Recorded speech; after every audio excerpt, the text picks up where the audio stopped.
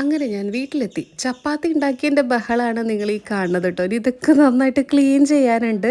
ഇന്ന് ഞാൻ news paper അന്വേഷിച്ച് കുറേ നടന്നു. എവിടുന്ന് കിട്ടിയിട്ടുണ്ടായിരുന്നില്ല. അപ്പം പിന്നെ അച്ഛനോട് പറഞ്ഞു, അപ്പം അച്ഛൻ എന്താ ഇപ്പം ഇത് എന്ന്. അച്ഛൻ ഇന്നത്തെ ബ്രേക്ക്ഫാസ്റ്റ് എന്താണ് പറയൂ? നല്ല ഫ്രഷ് നാടൻ ചപ്പാത്തി. നാടൻ ചപ്പാത്തി എന്ന് വെച്ചാൽ ഫ്രഷ് ഗോതമ്പ് പൊടി, ഗോതമ്പ് വാങ്ങി കഴുകി പൊടിച്ച് പരത്തി ഉണ്ടാക്കി നല്ല നാടൻ ഒറിജിനൽ. അപ്പൊ ഒറിജിനൽ ആയിട്ടുള്ള ഗോതമ്പ് വാങ്ങി പൊടിച്ചതാണ്. അത് പൊടിച്ചതാണ്, മൈദയൊന്നും ഇല്ലല്ലോ.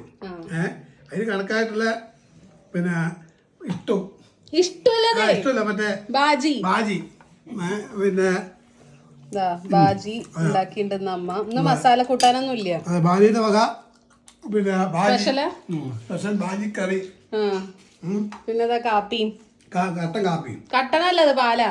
പാല് നല്ല നാടൻ ചപ്പാത്തിയാണ്.